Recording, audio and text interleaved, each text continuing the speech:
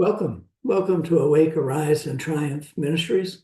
I'm Dr. David R. Wood, your host and Bible teacher.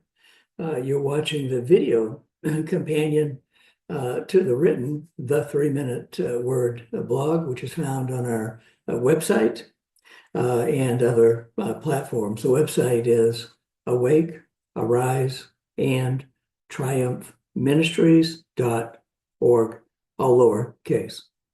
And this is a ministry that's dedicated to being a voice of truth and not a mouthpiece for any denomination, any tradition of men, and certainly not for any doctrines of demons.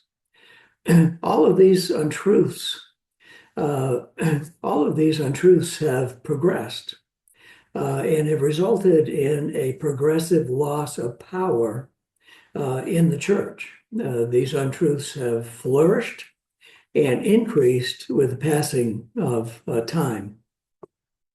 As you're listening to this video, either for the first time or if you're a returning supporter of this ministry, I encourage you to, if you're not a partner, a financial partner, to prayerfully consider whether this ministry and the focus of this ministry is something that you are also called to partner in.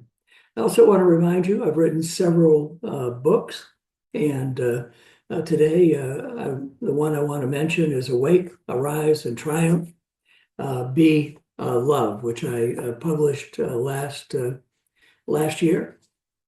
And I'd like to just read part of the very first part of the first paragraph of the introduction and see whether this appeals to you and whether you might need to order this on Amazon or through our ministry.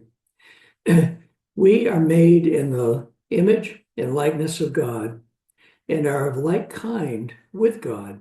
God is love, and we are to be love, being a perfect reflection of Him. A significant impetus for this teaching is that I hear a lot of discussion about love from the pulpit and the pew, yet almost no one defines this love. This ignorance leads to much error. This is a very important teaching, and I would encourage you to get it. Now let's move forward. I'm recording this on the 29th of November. This year is almost gone. For publication on Monday, December 9th, 2024, Keslev 8/57/85 on the Hebrew calendar. And this is out of the book of Isaiah, of course, which is what I teach on Monday, Tuesday, Wednesday, and Thursday. And the title of today's study is Rebuild the Old Ruins. Let's pray. Father, I thank you for the opportunity to pray, for the opportunity to teach, for the opportunity, the authority, and the power to rebuild the old ruins. Lord, help us to hear, ears to hear, that we may do. In Jesus' name, amen. We're a much favored people to have the Word of God to light our path. Many of the people we read about in this wonderful book, whether it's the book of Isaiah or the other 65, the book that is our life, they did not have this to guide them, but still, they did wonderful things. What's our excuse? They walked in all the light they had. What about us? Are we walking in all the light that we have? They were obedient to all of the word that they had. Of course, there were others who did not, and their life outcomes are a powerful example for our learning. Sort of the good, the bad, and the ugly. We can learn from it all. Before diving into our teaching for today, I want to remind us all to pray for our government. That's extraordinarily important. There's a new administration coming in. There are formidable enemies, but These are enemies who are under our authority. Ezra, let's look at Ezra chapter 7, verse 25 and 26, New King James. Verse 25, and you, Ezra, according to your God-given wisdom, set magistrates and judges who may judge all the people who are in the region beyond the river, all such as know the laws of your God, and teach those who do not know them. Verse 26. Whoever will not observe the law of your God and the law of the king, let judgment be executed speedily upon him, or that would be her, whether it be death or banishment or confiscation of goods or imprisonment. Only righteousness can stand in the governing body. Is this still the will of God? Of course it is. Be reminded that the structure of our government with three co-equal branches of government comes right out of Scripture. This guards against an excessive concentration of power in one person or one branch of government. Isaiah 33 and 22. For the Lord is our judge, judicial. The Lord is our lawmaker, legislative. The Lord is our king, executive. He will save us. Now let's turn our attention to our primary Bible text and let's see where how our faith comes. Because read it out loud. Put it in your ears. Faith comes by hearing, hearing by the word of God, the Rhema, the anointed word of God, the light. Isaiah 61, 4 through 7, New King James. Verse 4, and they, talking to you and me, shall rebuild the old ruins. They shall raise up the former desolations, and they shall repair the ruined cities, the desolations of many generations. Verse 5, strangers or Gentiles, heathen, shall stand and feed your flocks, and the sons of the foreigner shall be your plowmen and your vine dressers. Verse 6, but you shall be named the priests of the Lord. They shall call you the servants of God. You'll eat the riches of the Gentiles, and in their glory you will boast. Verse 7, instead of your shame, you'll have double honor, and instead of confusion, they shall rejoice in their portion. That's you and me. Therefore, in their land, in our land, we shall possess the double. Everlasting joy is ours, is theirs, is the text.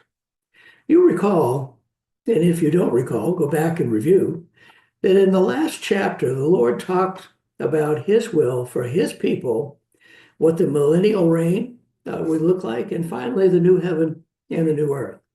Well, this chapter now has circled back to what our lives individually and as a body are supposed to look like. Does it? We have to answer the question, why not?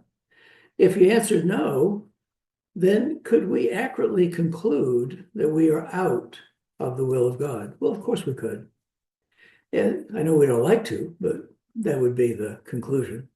That would be the truth.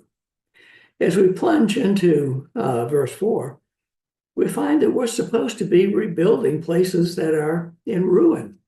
You've seen the pictures on TV and even maybe observed them firsthand of the ruin that's in many of our cities across the nation.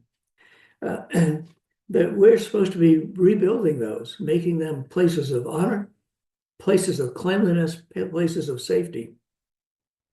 And we're to be raising up the places of desolation or people that are desolated. Places of desolation or people experiencing desolation are unhappy, they're in misery, they're in despair, they're in anguish and despondency. Dear ones, we have the answer for these places and the people in these places. The word of God, spoken in faith, powered of love, the blood of Jesus, the resurrection, the return of kingly authority backed by the power of God is all in the kingdom of God and is the answer to all the curse. Is the command of Isaiah 61:4 just going to happen? with a salvation prayer and being filled with the Holy Spirit alone? No, we will have a part, a significant part. It will not be really hard, but it will take faith. Part of the salvation package is prosperity and health. Those are the two most important things that God mentions over and over again. So what's our take home? 1, does your life or mine look like Isaiah 60 and 61? For that matter, where do you see this in the body of Christ? Take home 2. Remember to pray for our government, all 7 spheres of influence as well, knowing that we are a covenant nation, and the structure, the ideas, the laws of this nation came in large part right out of the Bible. Take home 3. Do we know who we are in Christ Jesus? Well, as the Lord wills, I'll pick up our study in Isaiah right here tomorrow. Remember that we love you. The Lord loves you. There's nothing you can do about either one. And just remember to send us your testimonies. Send us your prayer requests. We'll stand with you. Share these teachings. Subscribe to our YouTube channel. And pray for this ministry. Pray for me specifically. And pray about becoming a financial partner. Again, thank you for watching, and go and hold us as you go in obedience. Numbers chapter 6, verses 24 through 26, King James. Verse 24, the Lord bless thee and keep thee. 25, the Lord make his face to shine upon thee and be gracious unto thee. 26, the Lord lift up his countenance upon thee and give thee peace.